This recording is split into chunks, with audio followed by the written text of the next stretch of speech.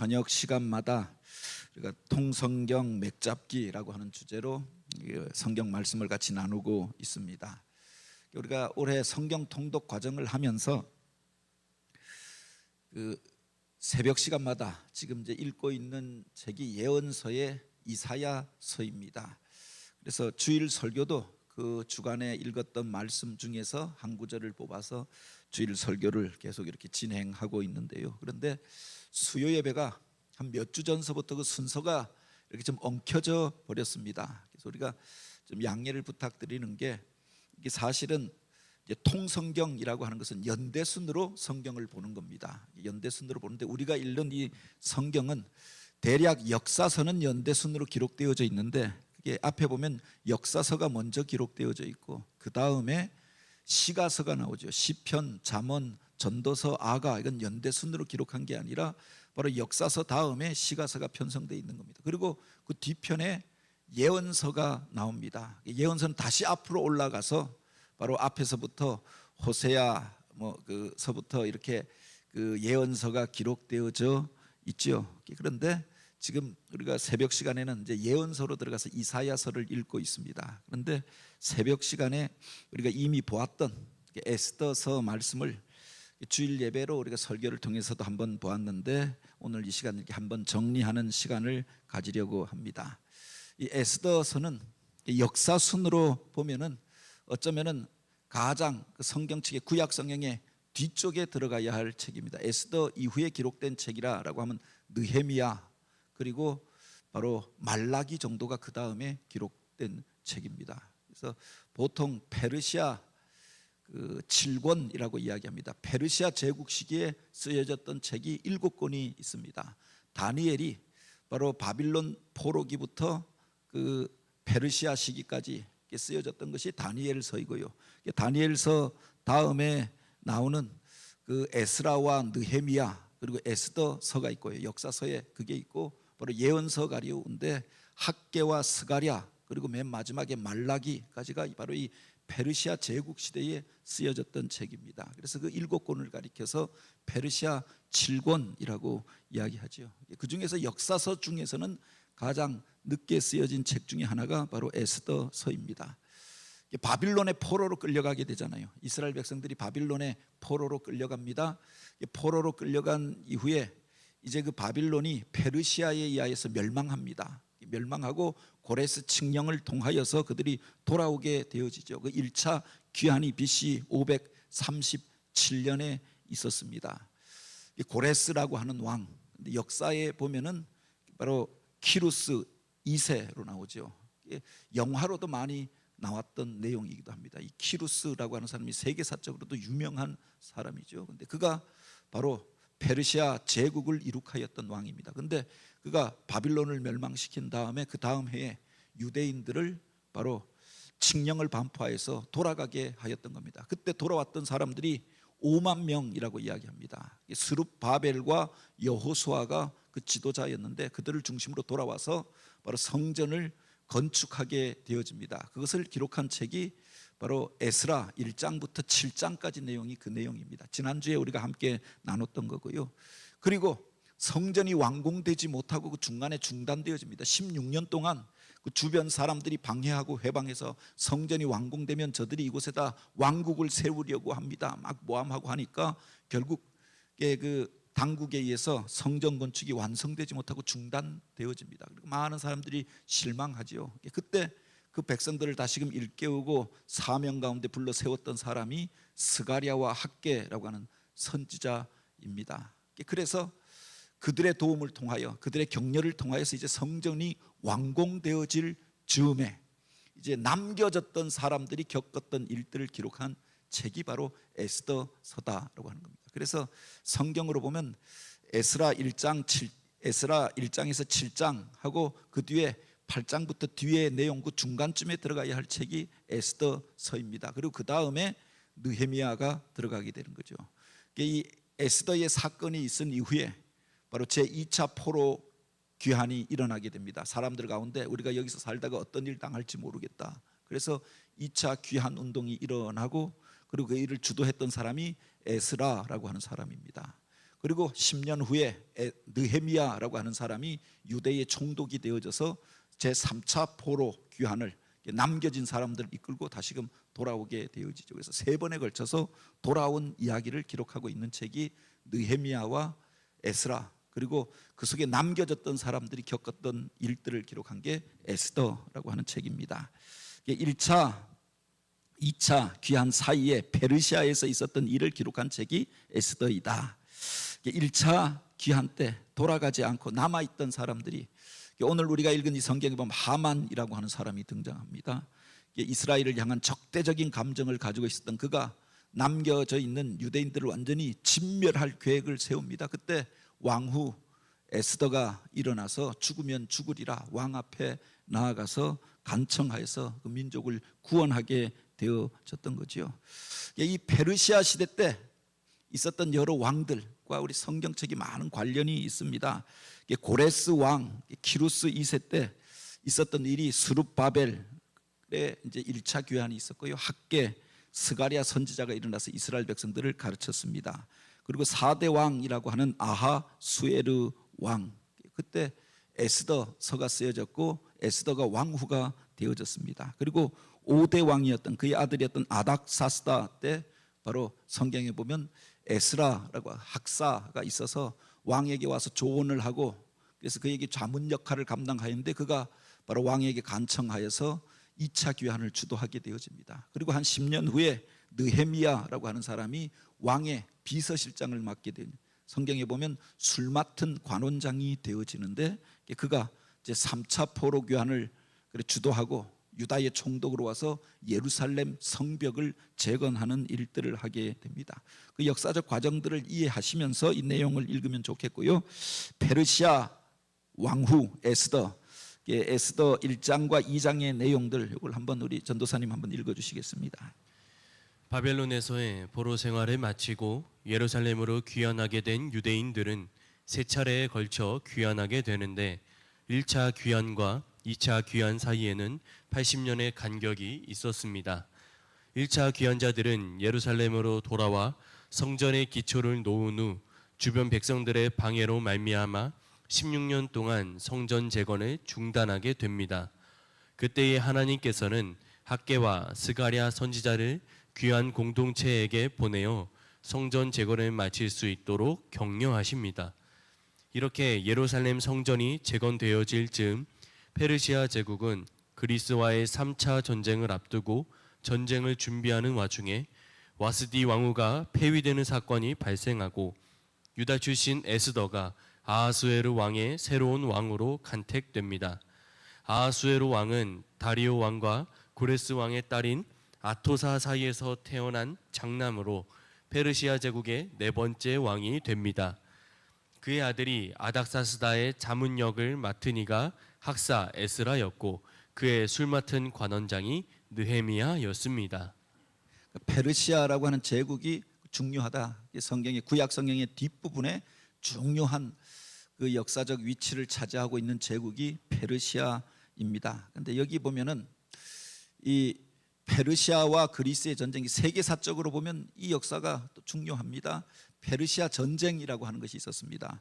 페르시아가 중근동의 패권을 장악하게 되어집니다. 그 동쪽에 있었던 페르시아라고 하는 나라가 이제 그 메디아라고 하는 나라와 연합 국가를 형성하게 되어집니다. 그 연합 국가를 형성하게 된 배경 속에 보면 키루스, 이제 성경에 고레스 왕이죠. 그가 있었습니다. 그 어머니가 바로 이 메디아의 공주였습니다. 그런데 페르시아 그 안산의 왕이었던 그 아버지와 결혼하면서 나중에 보면 그가 여러 가지 고난을 겪게 되어지는데 결국 자기 외할아버지와 싸우게 됩니다. 그 외할아버지가 그 자기 그 손자가 자기 왕국을 무너뜨릴 것이다라고 하는 예언을 듣고 그를 죽이려고 합니다. 그래서 그 숨어 살다가 나중에 결국은 그 페르시아를 집결시켜서 메디아를 함락하게 되어지죠. 그리고 메디아와 바로 성경에 보면 메데라고 하는 나라가 나옵니다. 그리고 그 파사라고 하는 나라가 나오죠. 파사가 페르시아입니다. 그 연합 국가가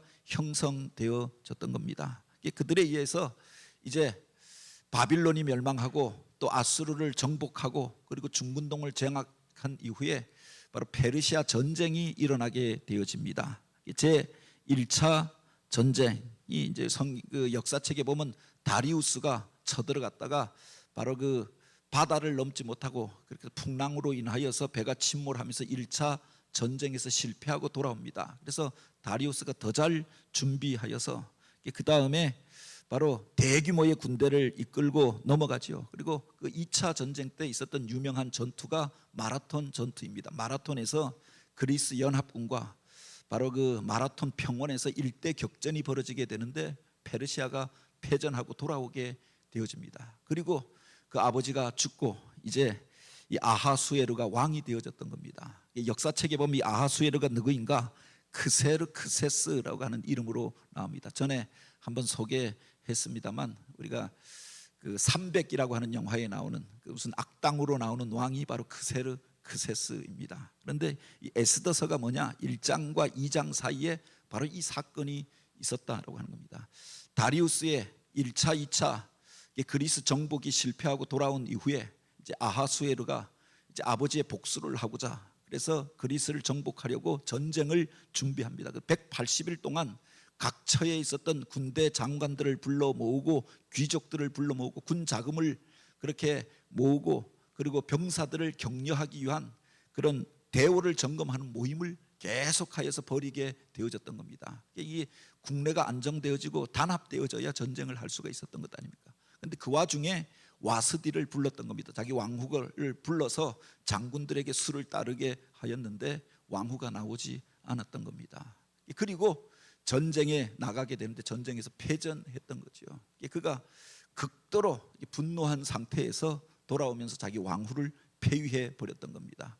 마치 수를 따라주지 않아 가지고 자기 심기를 건드렸던 것이 나중에 이제 한이 되어져서 와스디가 폐위되어지고 왕후를 새로 세우게 되었는데 그가 바로 에스더였다라고 합니다. 겉으로 보기에는 세계사의 그 격전의 사건, 세계사를 뒤흔든 사건이 있었습니다. 그런데 바로 그 와중에 하나님께서 왕궁에 에스더를 들어가게 해서 바로 그 이후에 있었던 일들을 준비하게 하였다라고 하는 겁니다. 엉뚱하게 와스디라고 하는 왕후가 폐위되어지고 에스더가 세워지는 일들이 있었던 거죠. 그리고 성경 안에서 우리가 등장하는 이 아닥사스다 왕 그리고 또 아하수에르 왕 이게 역사책이랑 무관하지 않는 게 바로 이 역사 속에서 일어났던 일들 뭐 제1차, 제2차, 제3차 바로 페르시아 전쟁 그리고 그 이후에 일어나게 되어졌던 유대인의 귀환과 관련이 있다라고 하는 겁니다.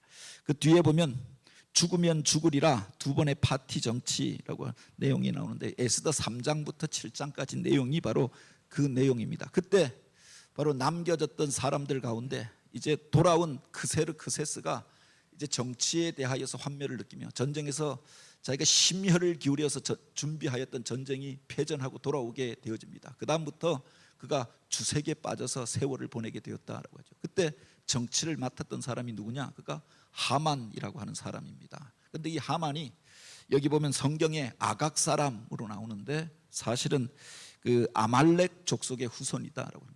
유대인에 대해서 나쁜 감정을 가지고 있었습니다. 그가 총리가 된 이후에 위세를 자랑하고 교만하던 사람인데 그 왕궁의 문지기로 있었던 바로 모르드게가 자기가 지나가는데 제대로 인사를 하지 않습니다. 엎드려 절하지 않습니다. 그래서 괘씸하게 여기고 그의 신분에 대해서 물어보니까 알고 보니 유대인이더라라고 하는 거예요. 그래서 그가 앙심을 품고 바로 모르드게를 죽이는 것만이 아니라 바로 그의 동족이었던 모든 유대인들을 내가 완전히 진멸하여 버리겠다 계획을 세웠던 것 아닙니까? 그리고 왕에게 나아가서 이런 이야기를 하였던 거죠. 전쟁에서 패전하고 돌아왔던 바로 이 아하수에르 왕에게 그가 그런 제안을 합니다. 이 왕국에서 다른 마음을 품고 있는 왕에게 복종하지 않는 족속들이 흩어져서 살고 있는데 왕의 명령을 듣지 않는 이들이 있으니 저들을 제어하는 것이 이 왕국을 제국을 유지하는 비결이 될 것입니다. 그래서 왕이 진노하여서 그들이 대체 누구인가라고 이야기하였던 것 아닙니까? 바로 유대인에 대하여 고발합니다. 그리고 그들이 이 나라의 중요 기관의 상업들을 장악하고 있는데 그들을 다 진멸하여 죽이고 그 재산들을 놓으면 그 중에 1만 불의 달란트 이상의 그 국가의 재정의 손실들을 만회하게 될 것이다라고 이야기하죠. 전쟁에서 패전하고 국가적으로 어려움을 겪던 때입니다. 그래서 아하수에르가 그 이야기를 듣고 더구나 바로 자기 통치에 대해서 반발하는 세력이다라고 하는, 반정부 세력이다라고 하는 이야기를 듣고 그들에 대해서 진멸해도 좋다라고 하는 조서에 바로 도장을 찍게 되었다라고 합니다. 이런 위기가 이제 이스라엘 가운데 찾아왔던 거다. 멀쩡히 잘 살고 있다가 처음 돌아갔던 사람들 말고 남겨졌던 사람이 편안해서 잘 살고 있으니 안 돌아갔던 것 아닙니까? 그런데 이제 어느 날 왕궁에서 일어났던 일로 인하여, 하만의 음모로 인하여서 모든 유대인들이 다 죽고 재산도 빼앗길 위기 가운데 있었다라고 합니다. 그때 등장하게 되어지는 사람이 바로 모르드게이고, 그 다음에 등장하는 사람이 에스더라고 하는 사람입니다. 모르드게가 이를 놓고 가슴을 찢으며 애통하며 그렇게 금식하며 기도하잖아요. 그의 사촌이었던 에스더가 그 이야기를 듣고 가서 그의 금식을 말리려고 하다가 바로 이 모든 사정들을 듣게 되어집니다. 그리고 기도를 부탁하고 사명을 자각하고 3일 동안 금식한 이후에 왕에게 나아가게 되었다라고 하는 겁니다. 죽으면 죽으리라, 이 부분을 한번 우리 조 집사님이 읽어주시겠습니다. 에스더가 페르시아 제국의 왕후가 된 때에 페르시아의 권력 2인자는 아각 사람 하만이었습니다. 아하스로 왕의 절대 신임을 받고 총리직을 맡은 하만은 유대인 모르드게에 대한 부정적 감정을 통해 페르시아 전역에 흩어져 있던 디아스포라 유대인들을 모두 죽일 음모를 꾸미게 됩니다. 그리고 이 문제를 해결하기 위해 왕후 에스더는 페르시아 제국의 법에 맞서 죽으면 죽으리라 라는 결심으로 목숨을 걸고 왕 앞에 나아갑니다. 와스티 폐위 사건을 계기로 왕궁 안에는 왕이 부르지 않으면 누구도 왕 앞에 나아갈 수 없고, 또한 왕의 부름에 거절하는 이는 죽는 법을 제정하였습니다. 이 법을 잘 알고 있던 에스더는 모르드게의 권면을 통해 믿음으로 결단하고 3일간 금식하고 왕 앞에 나아갑니다. 그리고 왕의 마음을 얻은 에스더는 아하수에르 왕과 하만을 파티에 초대하고 두 번째 파티 자리에서 하만의 음모를 밝히게 됩니다.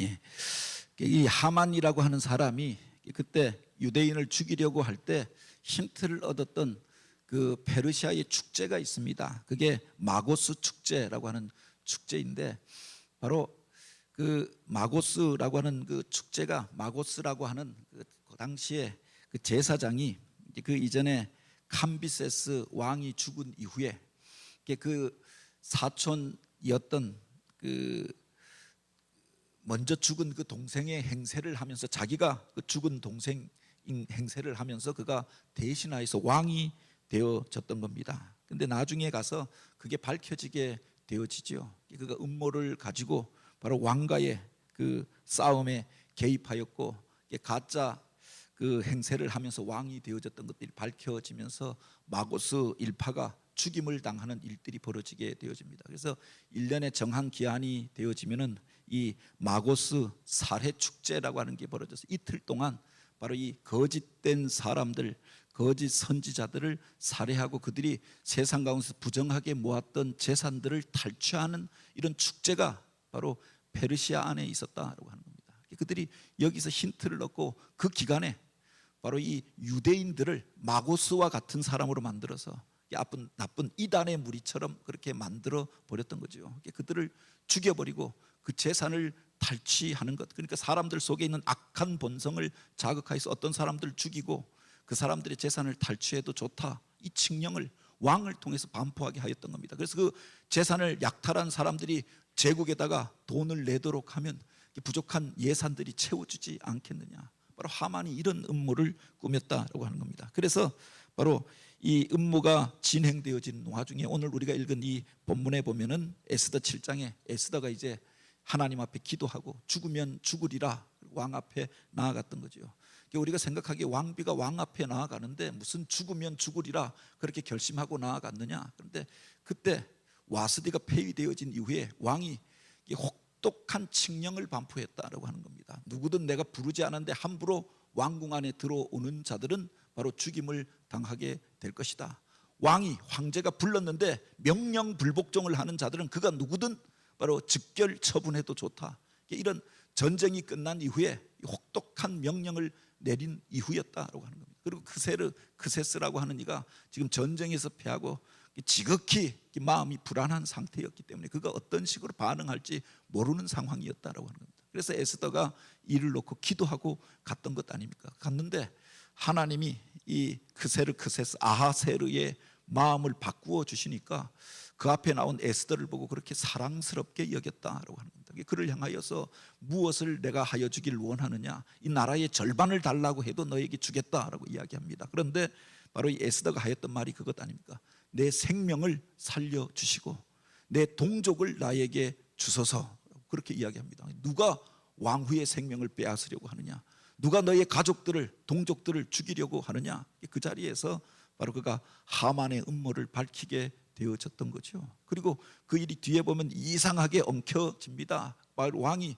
그 이야기를 듣고 자기가 가장 그렇게 총애하던 총리였던 하만이 자기 왕비를 죽이려고 했다라고 하는 음모를 듣고 그가 복잡한 마음에 그 자리를 피했던 것 아닙니까? 뭐라고 결정을 내려주지 않고 피하였는데 하만이 와서 그 에스더의 다리를 붙잡고 살려달라고 애걸하는 모습을 나갔다 들어오면서 보게 되었던 거죠. 내가 이제 내 왕비마저 강간하려고 하느냐, 극도로 분노하여서 뒤에 보면은 바로 그 하만이 모르드게를 잡아서 죽이려고 만들어 놓았던 그 장대에 죽이려고 음모하던 자신이 달려서 죽게 되어졌다.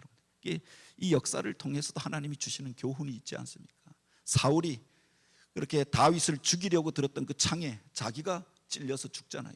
하만이 모르드게를 죽이고 유대인을 죽이려고 음모하면서 만들어 놓았던 그 장대에 자기가 달려서 죽게 되었다.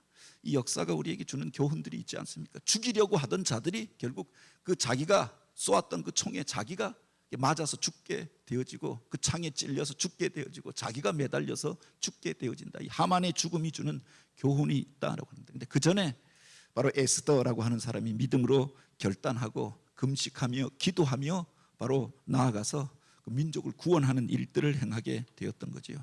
그 다음에 보면은 뒷장에 왕의 조서를 뛰어넘는 에스더의 조서죠. 에스더 8장 내용입니다. 우리 전도사님 한번 읽어주시겠습니다.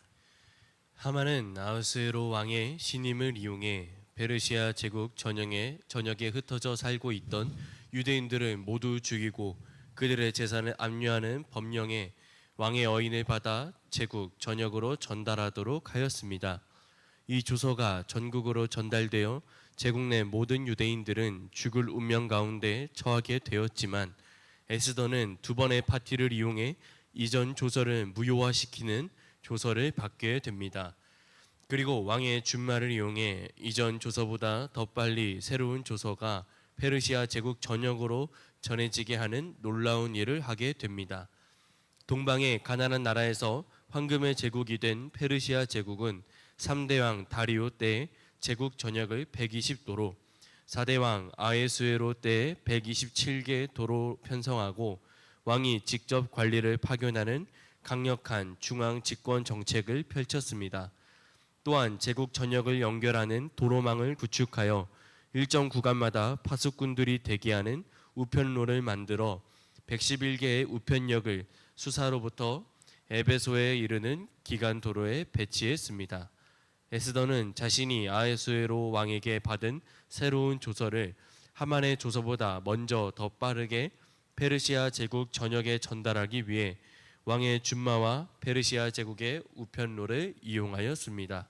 예, 그 에스더의 금식 이후에 결단한 그것이 바로 그 왕의 마음을 변화시켰고 그 상황이 오히려 모든 유대인들을 죽이려고 하던 하만이 자기 음모에 자기가 걸려서 죽는 일이 되어졌다라고 합니다. 그런데 남겨진 문제가 있습니다.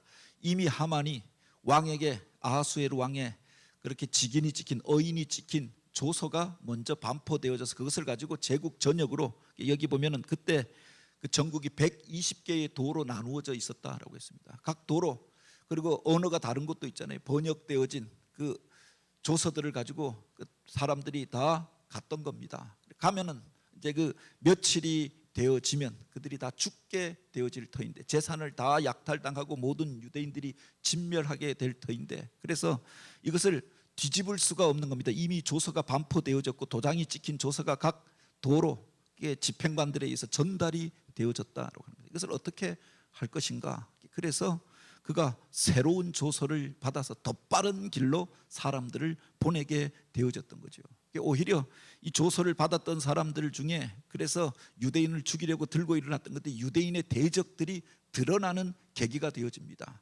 그가 하만의 음모로 인하여서 각처에 있었던 유대인에 대해서 나쁜 감정을 가지고 어떤 일만 있으면 유대인들을 죽이려고 하였던 사람들이 이 조서에 대하여서 정당성을 인정받는다라고 생각하고 다 유대인을 향하여 들고 일어나고 있었다라고 하는 겁니다. 더 빠른 조서가 이제 반포되어져 가게 되어지는데 그때 바로 페르시아가 전쟁을 위하여 준비해 놓았던 도로가 있었던 겁니다. 우리가 보통 모든 길은 로마로 통한다. 로마가 제국을 점령하면 도로를 닦았다라고 했는데 사실은 가장 먼저 도로를 닦았던 민족이 페르시아입니다. 세계를 지배하기 위해서 가는 곳마다 도로를 닦아 놓았는데 그 도로로 그 이전에 보통 역관들이 소식을 전하기 위해서 갈 때는 낙타가 갔던 겁니다. 그런데 낙타가 가는 길보다 더 빠르게 저들은 이제 왕의 조서를 가지고 왕이 보내준 준말을 타고 더 빠르게 달려가서 바로 유대인들에게 스스로 무장하라라고 조서가 반포되어지고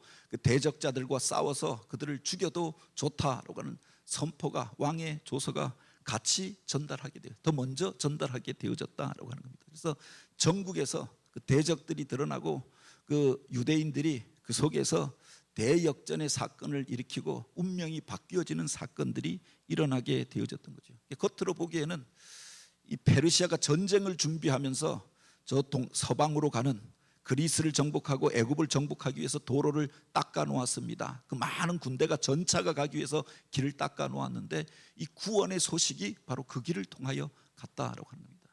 바로 전쟁 가운데 패하고 돌아와서 그 분노의 심정으로 왕비를 패하였습니다. 그런데 그 패하고 세워졌던 에스더를 통하여서 민족이 구원함을 얻었다라고 합니다. 겉으로 보기에는 우연한 사건입니다.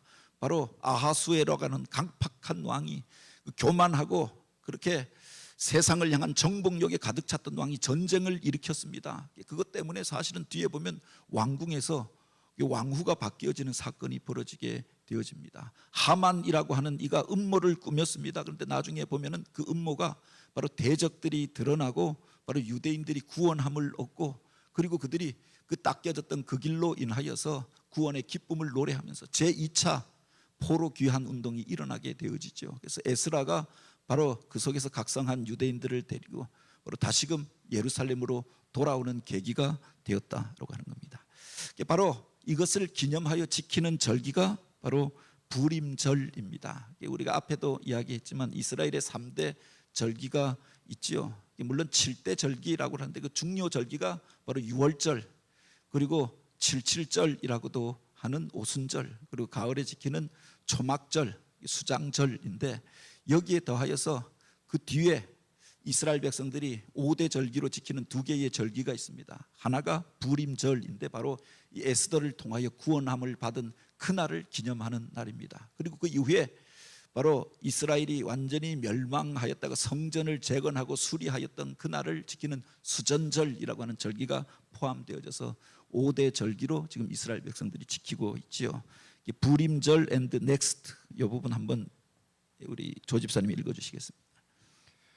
에스더와 유대 민족은 그들이 페르시아 제국에서 목숨을 건지게 된 날을 기념하여 기존의 유월절, 칠칠절, 초막절의 3대 절기를 더하여 부림절이란 절기를 지키게 됩니다.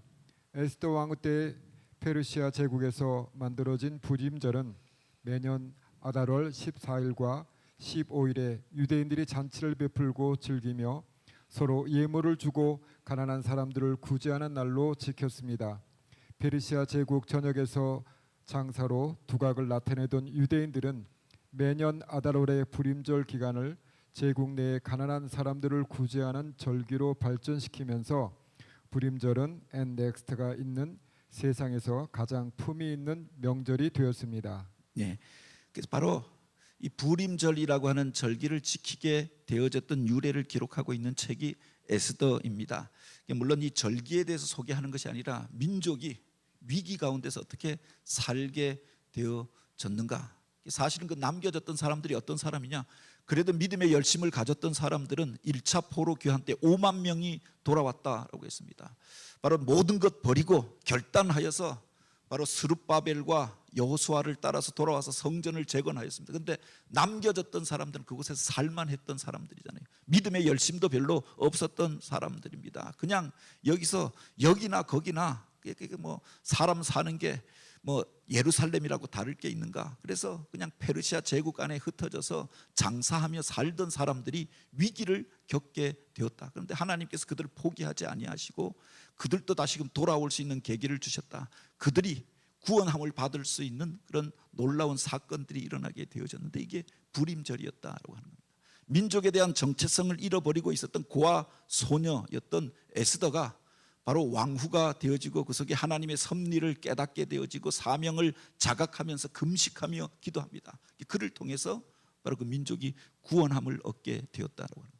그런데 이 불임절을 보면 우리가 주목할 수 있는 것이 이 사람들이 이날에 이방 땅에서 다 죽을 수밖에 없는 상황이었는데 살게 되어졌잖아요. 그래서 부르라고 하는 말이 제비 뽑다라고 하는 뜻인데 사실 이 하만이 이 날을 정한 것이 언제가 제일 좋겠는가. 그래서 그들의 샤머니즘 풍습을 따라서 제비를 뽑아서 이 날이 좋다.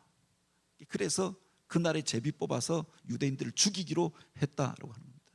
언제 보면은 왜 그날 계엄을 선포했을까? 왜 그날 쿠데타를 일으켰을까? 뭐 옛날 역사를 이야기할 때도 보니까 무속적인 풍습을 따라서 그 도사들에게 찾아가서 날짜를 받았다라고도 이야기합니다. 근데 그날이 자기들에겐 죽을 날이 되어졌다라고 하는 거죠. 불임절이 그러했다라고 하는 겁니다. 그런데 바로 이날 이스라엘 백성들이 불임절에 어떻게 하였느냐?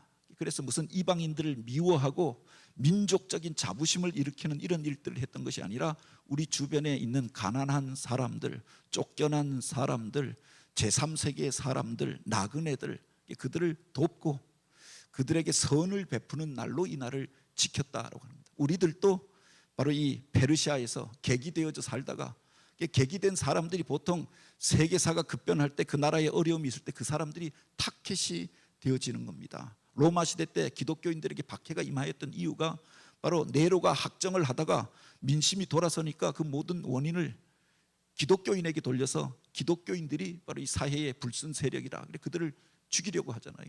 보통 약자들에게 그런 핍박이 가해지게 된다고 합니다.